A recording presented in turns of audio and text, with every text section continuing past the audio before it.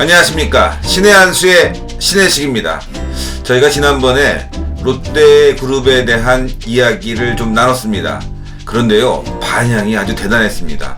민유성 관련 이야기였는데요, 많은 사람들이 이런 일이 있었어? 정말 많은 사람들이 여기에 대해서 다시 한번 방송했으면 좋겠다, 전화로도 오고요, 또 많은 댓글로도 남았습니다. 때문에 오늘 다시 한번 이 방송을 할 텐데요, 미디어워치 김지룡 대표님 모셨습니다. 안녕하십니까? 예, 안녕하세요. 예. 지난번 방송이 아주 폭발적이었습니다. 네. 예, 저도 깜짝 놀랐습니다. 예. 저는 그냥 경제 이야기 하면은 예. 사람들이 관심이 없을 텐데 생각했는데, 예. 역시 김지룡 대표님이 이거 재밌는 주제다라고 얘기해서 시작해봤는데요. 예. 정말 반응이 좋아갖고 제가 다 흐뭇했습니다. 네. 예, 고맙습니다. 예. 지난주에 이어서 이제 칠레 동강개발 투자를 잠깐만 좀 언급을 해야 될 것 같은데요. 예. 예. 이게 이제 지난주 안 보신 분을 위해서 이제 요약을 해드리면, 예. 이 민유성 산업은행 당시 이제 행장이, 네. 이 광물자원공사의 RCI 캐피탈이라는 이제 캐나다계 이제 투자은행을 소개를 시켜줬고, 그렇죠. 그래서 이제 이 캐나다 동강을 샀는데 1,500억짜리를 이제 2,000억 넘게 주고 사갖고, 네. 결국 이제 543억 손해를 입힌 건인데, 네. 존박이란 분, 네. RCI 캐피탈의 존박이란 분하고 이 민유성 고문하고 한 2000년대 초반부터 사귀었다고 하는데, 네. 거기에 이 민유성 씨 딸이 RCI에 취업을 했다고 합니다. 예. 그래요? 예. 근데 한국 시장 애널리스트로 고용이 되었다고 하는데, 네. 이 민유성 씨 따님이 대학이나 대학원에서 경제 관련 전공을 한 적이 없다고 그래요. 근데 그렇습니까? 한국 시장 애널리스트로 고용이 됐습니다. 뭐죠, 이거는 또 그러면? 뭐 독학을 했을 수도 있죠. 요새 이제 유튜브 동영상 강의 보고 뭐 추창대회 나와서 금메달 땄다는 아프리카 선수도 있는데, 옛날에 미네르바라고 있었지 않습니까? 예. 독학을 통해서 예. 경제를 얘기해갖고 상당히 논란이 됐는데, 예. 이 따님도 26살 뿐이 안 됐어요. 예, 맞습니다. 독학으로 공부하기에는 이게 쉽지 않은 일이지 않습니까? 확률은 극히 낮지만, 네. 그런 일이 있을 수도 있는 건데, 야. 근데 그거보다 사실은 더 이상한 일이 있습니다. 네. 이분이 이제 민유성 고문이 산업은행을 그만두고 이제 티스톤이라는 회사에 이제 회장으로 가셨죠. 여기 네. 또 말이 많았었는데, 왜냐면 산업은행 재직 시절에 이 산업은행에서 티스톤에 한 1,470억 출자를 했기 때문에, 네. 저 관련된 회사에 또 이 회장으로 간 것이 좀 이상하다, 뭐 이런 얘기도 했었는데, 그런데 이 2011년에 이제 티스톤을 회장으로 가시고 2012년 5월에 다시 RCI 캐피탈의 존박이라는 회장하고 네. 3억 달러 규모의 합작 펀드를 조성을 했습니다. 그러니까 각자 이제 1,630억 원을 네. 내는 그런 거래를 했는데, 자, 근데 1년 전에 이 광물자원공사에 543억 원의 손해를 입혀서 본인도 뭐 거기에 대한 책임 같은 거를 졌겠죠. 네네. 그런 사람이면 안 만나야 정상 아닌가요? 그러니까요. 네. 근데 이를테면은 초등학교나 뭐 중학교 때부터 친구여서 네. 한 뭐 40년 지기 친구다. 그러면 그런 사고가 나도 뭐 40년 된 친구 어떻게 버리냐. 그렇죠. 다시 만날 수도 있죠. 근데 아마 다시 만나더라도 비즈니스 거래는 하지 않을 겁니다. 그럼요. 돈 네. 빌려줬어도요. 예. 뭐 안 갚는 친구 어떻게 만납니까? 또 투자했는데 작은 돈도 예. 망하는 친구 같은 경우 다시는 보기 싫잖아요. 그렇죠. 근데 뭐 만난 지 10년도 안 된 사이인데 바로 전에 543억 원의 손해를 입힌 사람하고 다시 또 만나서 3억 달러 규모, 그러니까 뭐 한 3천억 원 되는 거죠. 거래를 한다는 게 뭐 상식적으로는 좀 이해가 안 가는 일인데, 근데 어쩌면은 이분이 민성이란 지금 이제 SJ 코퍼레이션 고문이시죠. 네. 이분이 한 군데랑 거래하는 게 습관 같기도 하고요. 뭔가 있으니까 그러지 않습니까? 네. 이분이 산업은행 재직 시절에 한 2년 8개월 계셨는데, 네. 그 당시에 이제 이 산업은행이 주도했던 3건의 메가딜이라고 있습니다. 메가딜 보통 뭐냐면은 조 단위 이상의, 우와. 예. 그런데 이 조 단위 정도가 되면은 독자적으로 하는 경우는 드물죠. 이제 리스크를 그렇죠. 감소시키기 위해서 파트너를 보통 이제 선정을 하는데, 네. 이 3건 다 노무라 증권을 파트너를 삼아서 거래를 했어요.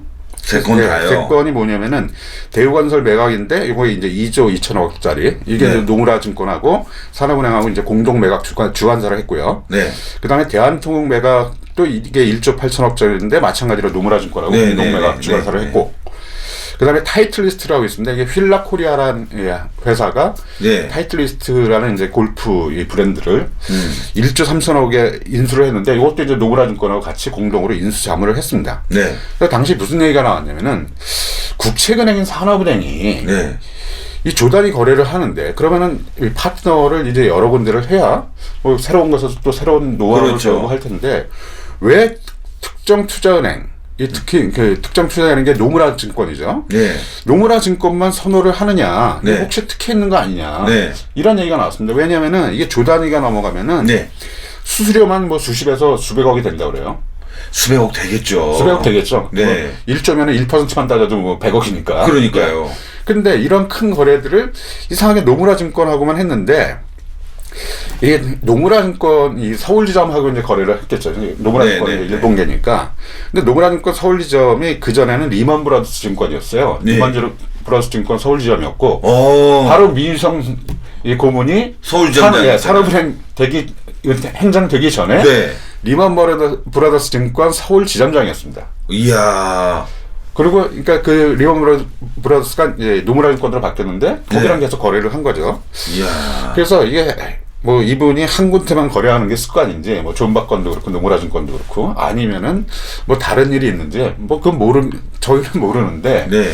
뭐 좀 하여튼 이상한 일이 벌어지기는 한 거죠. 아, 매우 이상한 일이 벌어졌고요. 정말 리먼 브라더스에서 서울지사장을 하다가 예. 산업은행으로 갔고 예. 리먼 인수에 적극적으로 참여했다. 참여했었죠. 예. 또 노무라 증권과도 상당히 인연이 깊다. 예. 그런데 그냥 했을 리가 있겠느냐라고 세간의 의혹들이 많아요. 지금 말씀했다시피 수수료 아니면 리베이트 뭐 이런 개념이 들어간다면 예. 그것만 해도 수백억이 되는데 예. 일부에서는 혹시 예. 그런 걸 받았다면 혹시 있다면 그건 도대체 어디로 갔나 혹시 정치권으로 흘러간 것이 아닌가라는 의혹을 계속 제기하고 있고 이와 관련해서 조사가 필요하다는 얘기를 계속하고 있거든요. 예. 맞습니다. 근데 이 리먼 브라더스 이 서울증권 이제 서울지점이 노무라 네. 증권 서울지점으로 바뀌었다 그러는데 거긴 또 사연이 있습니다. 그 노무라 홀딩스가 리먼 브라더스의 아시아 유럽 네. 지역을 그 지점들을 인수를 했어요. 네. 이 민성 당시 이제 산업은행장은 이제 5조 원의 투자를 추진을 했었는데 네.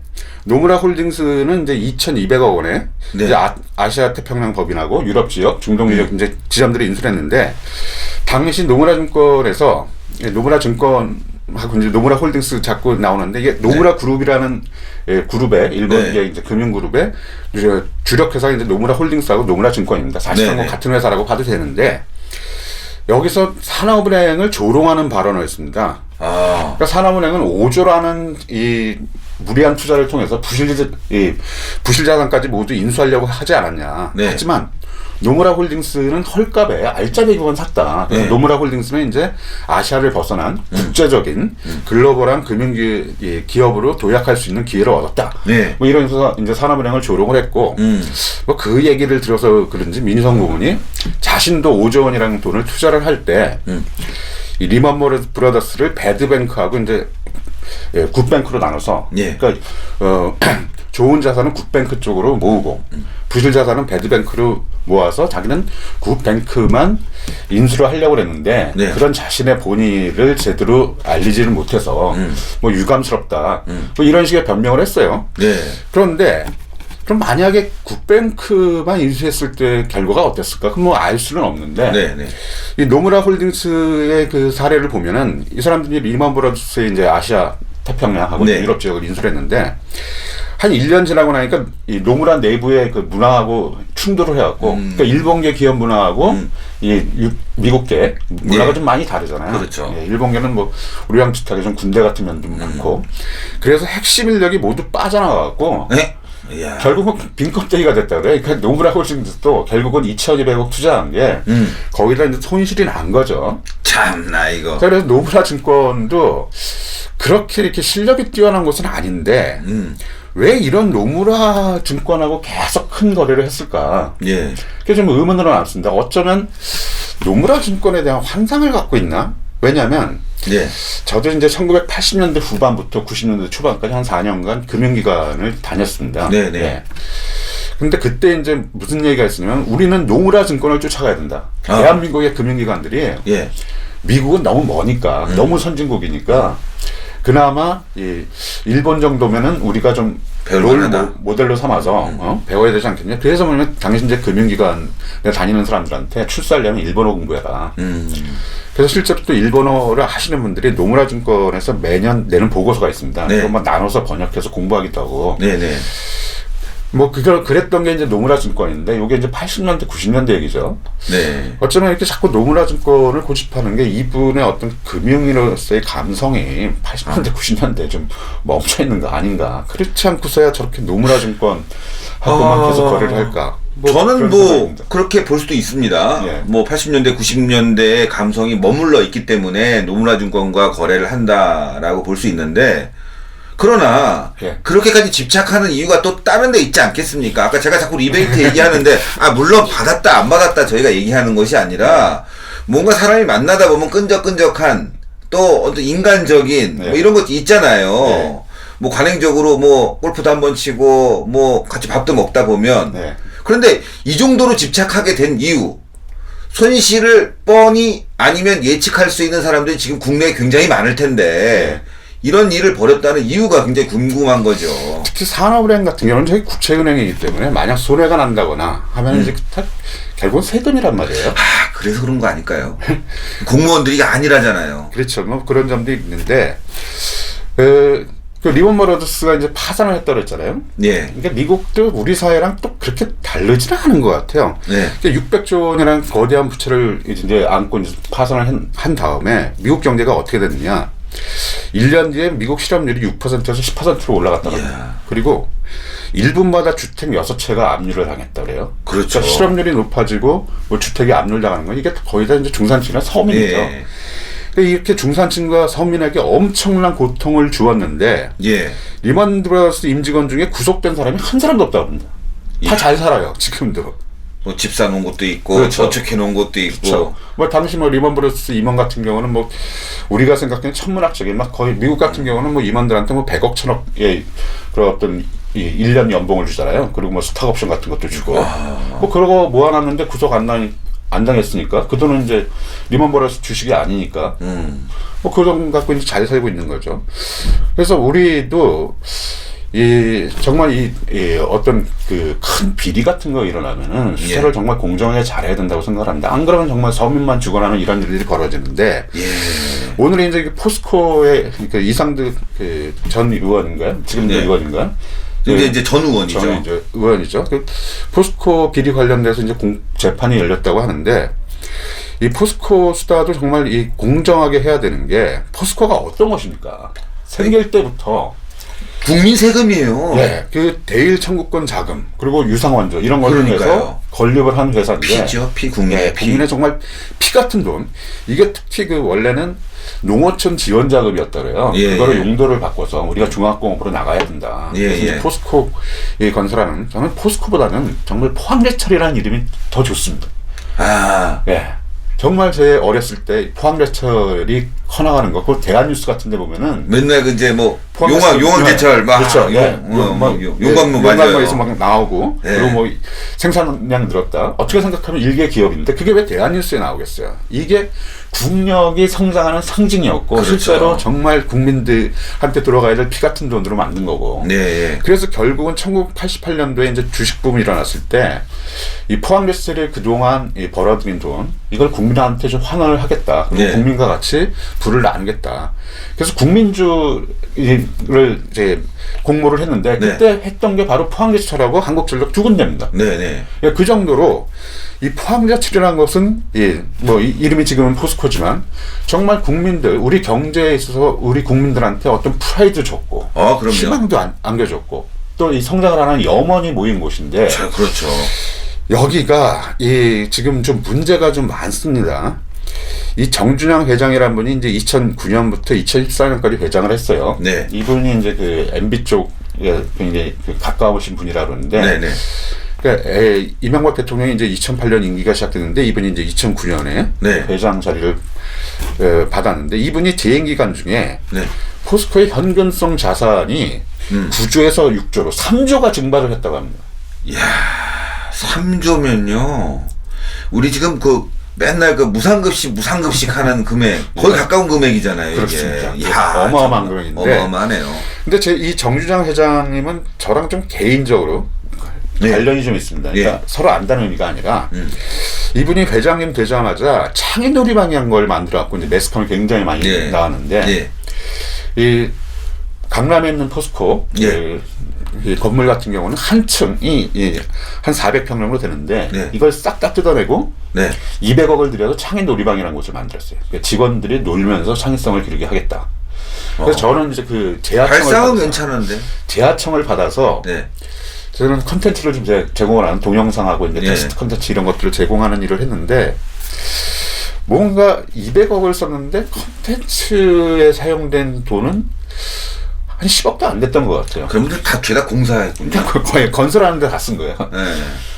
그러니까 저는 제 200억짜리 이제 어쨌든 제가 재하청이긴 하지만 그런 프로젝트로 만들어서 야 이제 돈 좀 많이 나오겠구나. 근데 저는 뭐 건설은 모르고 네. 저는 컨텐츠 만드는 게 네. 일이니까. 근데 컨텐츠 만드는데 정말 작은 돈을 쓰니까 이야. 많이 벌지도 못했어요. 근데 이제 그 창의놀이방을 이 포항제철 여기 강남에만 한 게 아니고 예. 포스코 이제 그 포항, 광양, 예. 그리고 인천 송도 여기 이제 다 이제 80억, 90억 단위로 다 건설을 했는데 예. 그거 보면서 아니 결국은 이 컨텐츠가 중요한 이 시대에 컨텐츠를 무시한 공간을 만들어서 창의성이 들까? 그리고 왜 이렇게 저런 걸 많이 할까? 그러니까요. 네. 그런 의문을 가졌는데 결국 보니까 이분 제2기간 돈에 하여튼 돈을 이렇게 흥청망청 썼는지 어째서 그런지 하여튼 3조가 날아가는데 예. 가장 그 손해를 많이 본 분이 아마 이 계열사를 늘린 부분 같아요. 그렇죠. 이 2008년까지 이분 이제 정유장 회장님이 회장되기 전까지 35개 계열사가 있었는데 네. 이게 71개까지 들었다고 합니다. 그랬다가 지금 또 다시 46개로 줄어들었어요. 30개 이상이 늘어난 거 아니에요? 30개 이상이 늘었다가 줄었는데 다 이제 흡수되고 합병되고 청산되고 매각되고 예. 별로 좋은 기업들이 아닌 걸 인수했으니까 흡수되고 합병되고 하겠죠. 그래서 결국 부실한 기업을 큰 돈 주고 샀다는 얘기는 그 부실한 기업의 오너의 호주머니로 몇백억 단위 돈이 들어갔다는 얘기인데 예. 이게 MB 정권과 친분이 깊은 기업들, 중견 기업들, 그러니까 중소기업들 여기를 굉장히 특혜를 주고 매각을 한 것이 아니냐. 그러니까 결국 돈을 상납한 게 아니냐. 이런 의혹이 있습니다. 그렇군요. 그 중에 하나가 이제 성진지오텍. 지난주에도 이제 말씀드렸던 예, 지난주에 저희가 얘기했습니다. 예.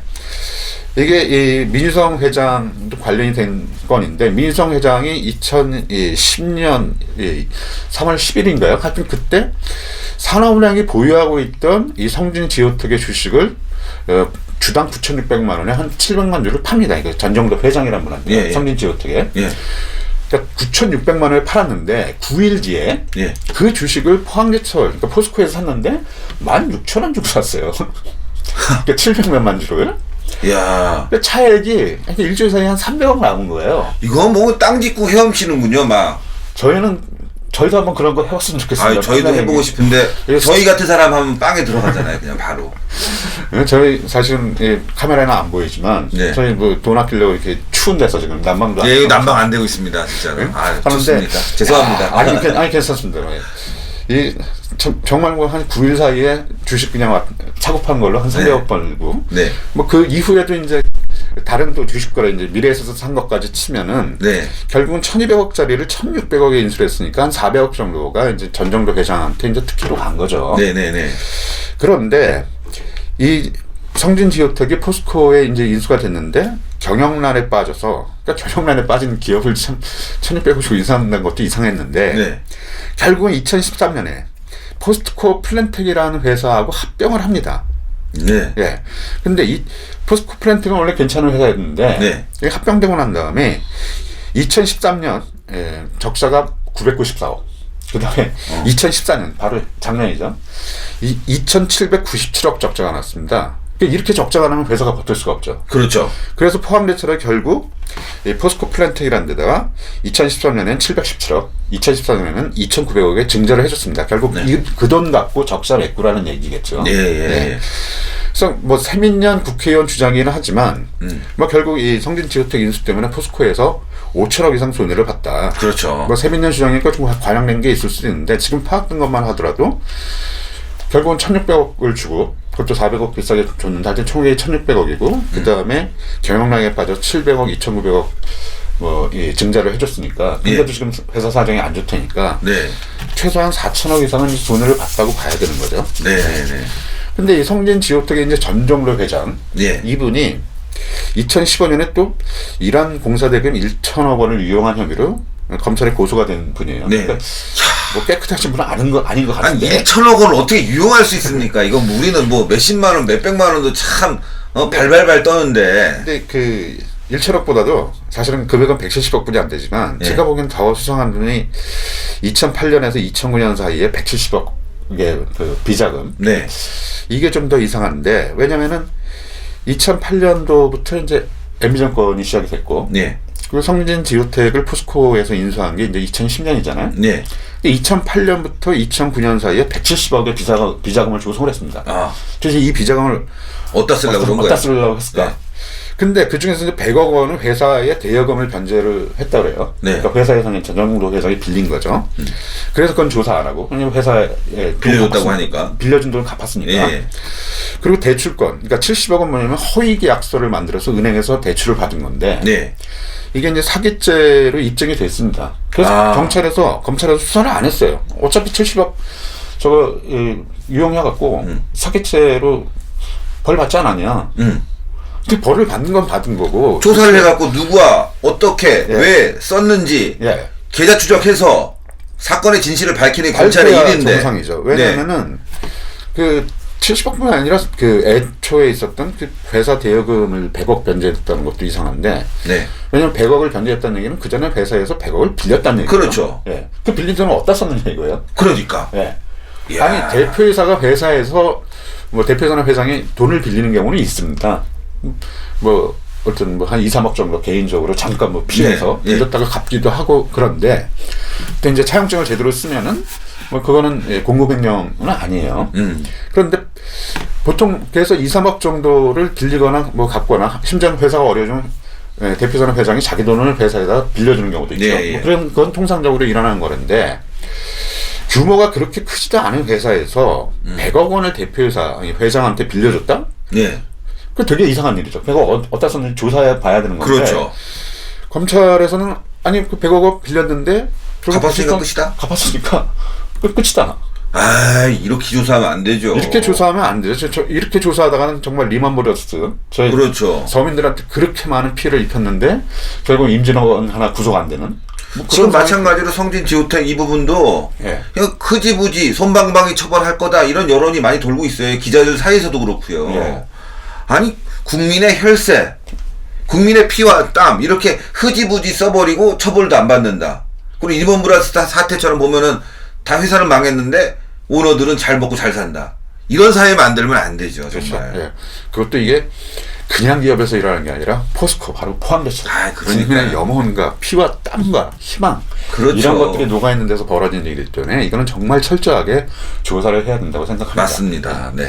그래서 할 때 이런 일에 배후에 있었던 민유성이란 분이 네. 지금 SDJ 코퍼레이션의 고문으로 계시고 이 SDJ가 이제 지난주에도 말씀드렸던 것처럼 신동주의 약자고 네.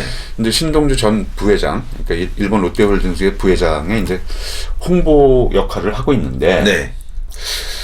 여기가 갖고 있는 주된 홍보 수단이 결국은 신격호 총괄회장님 분이 없는 것 같아요. 그렇죠. 이분이 우리 나이로 올해 이제 96세입니다. 이제 신문 보면 아유. 94세로 나오는데 우리 나이로 이제 96세인데 네. 우리 나이로 이제 93살이던 2013년 3년 전이죠. 네네. 낙상을 해서 고관절 골절을 당했다 그래요. 아. 이게 노인들한테 굉장히 치명적인. 노인들은요, 네. 감기만 해도 위험해요. 그렇죠. 네. 그래서 그 이후에 몸이 굉장히 안 좋아져서 이 여러 군데에서 등기 이사를 사임을 합니다. 2014년 3월에는 네. 이제 롯데리아에서 네. 사임을 했고 4월에는 이제 롯데 로지스틱스의 등기 이사를 사임을 했는데 그렇다는 얘기는 서서히 이제 뭐 은퇴 준비 비슷한 거를 이제 네. 해나가는 과정이었던 것 같은데 네.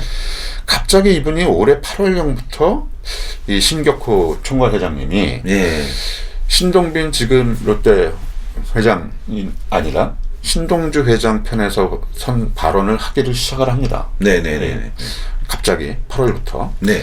그리고 이제 2010년 10월 1일 날 SJ 코퍼레이션이 이제 회사가 만들어지고 그때는 네네. 본격적으로 이제 언론 플레이가 벌어지는데 그 전부터 아마 이 신격호 회장 근처에 가서 네. 이런 어떤 신격호 회장님을 갖고 이제 홍보를 하는 아니면 어떤 이 내부 권력 싸움을 하는 이런 일이 시작이 된 것 같아요. 그래서 이 신격호 총괄 회장이 출근하는 데가 이제 롯데호텔 34층이라는데 네. 이 신문 기사를 보니까 이 롯데호텔 34층은 SJ 코퍼레이션에서 장악을 했다. 예, 예. 그렇습니다. 예. 예, 그리고 이제 이 나승기라고 있어요. 신격호 총괄 회장의 이제 비서로 임명된 분인데 네. 이분이 이제 바로 이제 민성 고문하고 이제 관련이 굉장히 깊은 분입니다. 예. 근데 변호사라고 그랬는데 나중에 변호사가 아닌 걸로 판명이 났어요. 대학만 거기 다녔다고 그래요. 그래서 그 변호사법 위원으로 현재 이제 서울중앙지검에 이제 고발당한 상태인데 그래서 이분이 나승기란 분은 이제 이런 문제를 일으켰으니까 이제 그 비서실장을 사임을 했죠. 네. 거기 후임으로 임명된 이분이 이제 권종수 비서실장이라는 분인데 이분이 네. 또 민성 고문하고 또 서강대 동기라고 합니다. 예. 서강대 인맥으로 꽉 채웠더라고요. 예. 그래서 이분들이 이 신격호 이제 총괄 회장님을 이용을 해서 여러 가지 이제 홍보를 하는데 그 신 총괄 회장님, 그러니까 신격호 총괄 회장의 건강에 좀 이상이 있다는 그런 증언들이 좀 많습니다. 네, 보도에 따르니까 알츠하이머? 예. 예. 치매죠. 요즘 이제 알츠하이머라고 부르는데. 아우, 치매, 알츠하이머. 뭐 그 약을 복용을 하고 있다는 뭐 증언도 나왔고요. 네. 호텔 옥상을 혼자 배회하는 거를 뭐 예. 직원이 알아보고 겨우 찾아내서 이제 오기도 하고. 그 직무실로 올라가려고 하는데 기자들이 서 있으니까 오늘 왜 사람들이 이렇게 많이 모였어? 생뚱맞은 소리를. 그건 롯데호텔입니다. 롯데호텔이요. 예. 이런 얘기를 해갖고 건강이 좀 안 좋으시구나라는 그 기자들 사이 얘기가 있습니다. 예. 근데 이제 그렇게 되면은 불리하니까. 예. 그 신동주 전 부회장이 이제 10월 19일 날 신격호 총괄 회장님을 데리고 서울대병원에 데려가서 건강 검진을 받았다 그래요. 그래서 매우 건강하다고 기자들한테 밝혔는데 나중에 이제 서울대병원에서 그가 아니다. 건강 관련된 어떠한 그 검사를 받은 적이 없다. 이야. 그러니까 그 정말 연로하시고 국가 경제 발전을 위해서 노력하신 분을 지금 말년에 와서 어떻게 보면 얼굴에 먹칠하는 행위를 한 거 아니겠습니까, 이거? 그리고 건강이 굉장히 안 좋으신 것 같은데 특히 그 고관절이라는 게 여기 엉덩뼈 근처잖아요. 그러니까 걷기가 힘들대요.